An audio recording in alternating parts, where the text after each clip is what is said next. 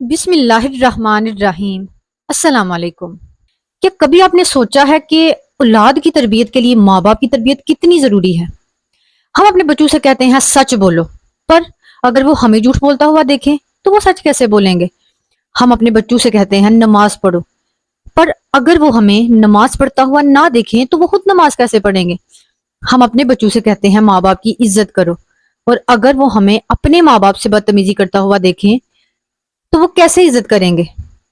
हम अपने बच्चों से कहते हैं गुस्सा मत करो, लेकिन अगर घर में हर रोज चीखना चिल्लाना एक दूसरे को नीचा दिखाना, तो फिर इस बात का बच्चों पर क्या असर पड़ेगा? क्या आपने कभी इस बारे में सोचा है? सवाल ये है, हम बच्चों की तरबियत कर रहे हैं या बच्चे हमारी तरबियत देकर अपनी जिंदगी बना रहे हैं? औलाद की तरबियत का असल स्कूल नहीं बल्कि वो घर घर का वो माहौल है जिस माहौल में बच्चे परवान चढ़ते हैं। और औलाद के पहले उस्ताद उसके माँ बाप यानी उसके पेरेंट्स हैं। आज हम औलाद की तरबियत के बारे में बात नहीं करेंगे, बल्कि आज हम बात करेंगे माँ बाप की तरबियत के बारे में, क्योंकि औलाद की तरबियत के लिए माँ बाप की दुरुस्त तरबियत होना जरूरी है। अगर हम चाहते हैं कि हमारे बच्चे सच्चे हों तो पहले हमें खुद सच बोलना सीखना पड़ेगा। अगर हम चाहते हैं कि हमारे बच्चे नमाजी हों तो पहले हमें नमाज को अपनी जिंदगी का हिस्सा बनाना पड़ेगा। अगर हम चाहते हैं कि हमारे बच्चे हमारी इज्जत करें तो पहले हमें घर के बुजुर्गों की इज्जत करना सीखना होगी, और बहसीयत मियाँ बीवी एक दूसरे की इज्जत करना भी सीखना होगी, क्योंकि औरत और मर्द पहले मियाँ बीवी के रिश्ते में जुड़ते हैं और फिर माँ बाप बनते हैं। तो मियाँ बीवी को एक दूसरे की इज्जत करना बहुत जरूरी है, क्योंकि बच्चे अमल से सीखते हैं। बच्चों को लेक्चर नहीं बल्कि एक अमली मिसाल चाहिए। अल्लाह ताला कुरान करीम में फरमाता है, ए ईमान वालो, तुम वो बात क्यों कहते हो जो तुम खुद नहीं करते? ये आज सिर्फ बच्चों के लिए नहीं बल्कि मियाँ बीवी और माँ बाप के लिए भी है। हम बच्चों को कहते हैं फोन कम यूज करो, लेकिन हम खुद हर वक्त फोन में लगे हुए हैं। बच्चे कैसे फोन कम यूज करेंगे या फोन की तरफ इन्वॉल्व नहीं होंगे जब वो हमें हर वक्त फोन में बिजी देखेंगे? हम कहते हैं बच्चों को कि वो प्यार से बात करें, वो गुस्सा ना करें, पर अगर हमारा लहजा बदतमीजाना और गुस्से वाला हो तो बच्चे कैसे इज्जत और प्यार से बात करना सीखेंगे?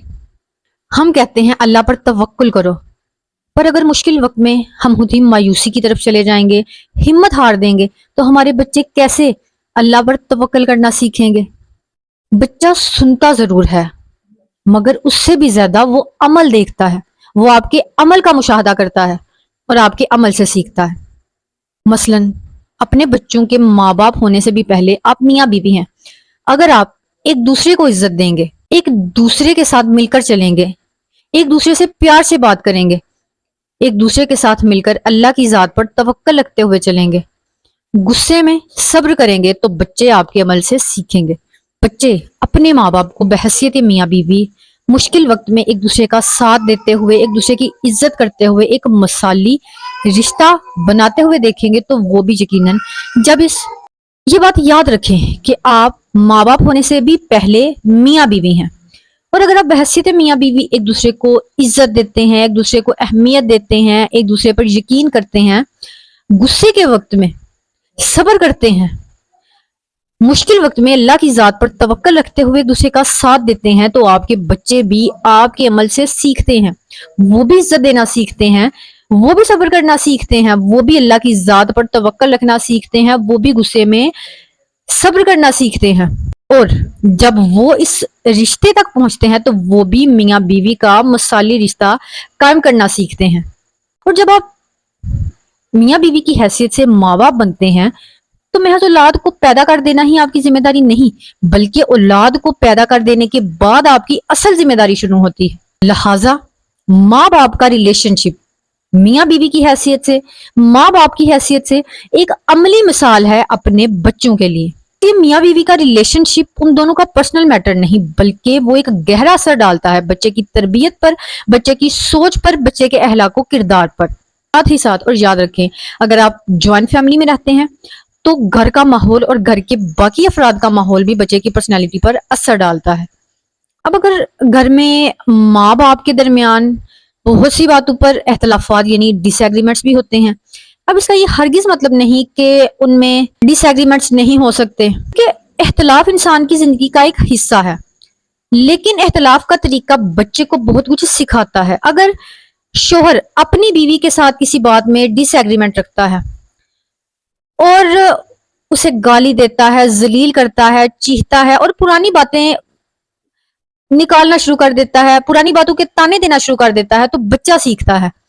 تو ایسی صورت میں اگر آپ کو غصہ آئے تو آپ نے گالی گلوچ، چیخو پکار یا بدتمیزی سے کام نہیں لینا، بلکہ آپ نے اپنی بیوی کے ساتھ ایک عزت بڑے انداز میں امن و سکون کے ساتھ بات کرنی ہے اور ایک علیحدہ طریقے سے اپنی بیوی کے ساتھ اپنے معاملات نپٹانے ہیں۔ ڈس ایگریمنٹ یعنی اختلاف کے باوجود ایک دوسرے کے ساتھ عزت سے بات کر لیں، معاملے کو ایک سائڈ پہ اچھے طریقے سے سلجھا لیں، تو اس سے بہتر کوئی بات نہیں، اور اس سے بچے کی تربیت پر بھی اچھا اثر پڑے گا، وہ بھی معاملے کو ایک رسپیکٹڈ طریقے سے عزت بڑے انداز میں سلجھانا سیکھے گا۔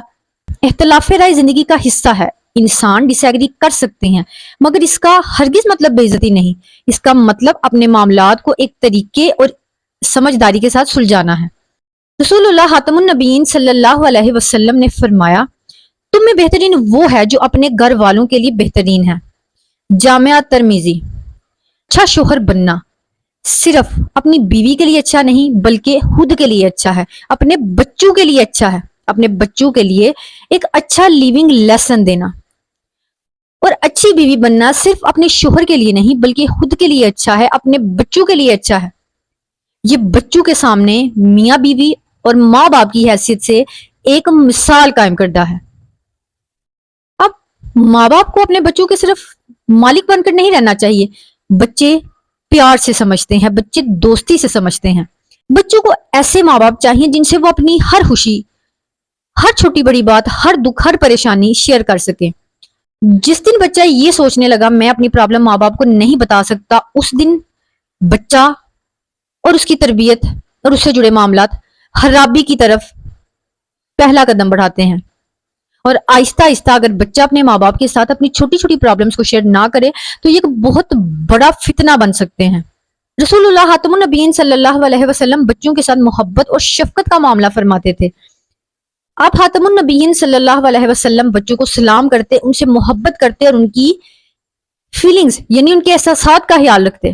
ایک مشہور حدیث میں آتا ہے کہ نبی محترم خاتم النبیین صلی اللہ علیہ وسلم نے حسن ابن علی رضی اللہ تعالی عنہ کو بوسہ دیا۔ ایک شخص نے کہا کہ میرے 10 بچے ہیں لیکن میں نے کسی کو بوسہ نہیں دیا۔ نبی خاتم النبیین صلی اللہ علیہ وسلم نے فرمایا، جو رحم نہیں کرتا اس پر رحم نہیں کیا جاتا۔ صحیح بخاری، صحیح مسلم۔ سوچیے اگر ہم چاہتے ہیں کہ ہمارا بچہ ہمیں اپنا دوست سمجھے، کل کو وہ کسی مشکل، کسی پریشانی کی طرف نہ جائے، کیونکہ بچے کی پریشانی ماں باپ کے لیے اس سے بھی زیادہ بڑی پریشانی ہے، تو ہمیں اپنے بچوں کے دوست بننا ہوگا۔ اپنے بچے کی چھوٹی چھوٹی بات، چھوٹی چھوٹی مشکل اس سے پوچھنا، اس سے جاننا ہوگی، بچے کے ساتھ اس قدر دوستانہ ماحول بنانا ہوگا کہ وہ اپنی چھوٹی سے چھوٹی پریشانی بھی بلا جھجک ہمارے ساتھ، اپنے ماں باپ کے ساتھ شیئر کرے اور کوئی بھی بات ماں باپ سے نہ چھپائے۔ اب اس میں ایک بات زیر غور یہ بھی ہے کہ دوست بننے کا یہ ہرگز مطلب نہیں کہ باؤنڈریز کو کراس کر دیا جائے۔ ماں باپ اس دنیا کے لبرل ماں باپ بننے کی دور میں خود کو اور اپنے بچے کو جہالت کے کناروں کی طرف لے جائیں اور اپنی اولاد کی دنیا اور آخرت کو تباہ کر دیں۔ یہ بات قابل غور رکھیں، اپنی اور اپنی اولادوں کی درست تربیت کریں اور جائز حدود کے اندر رہتے ہوئے تربیت کریں۔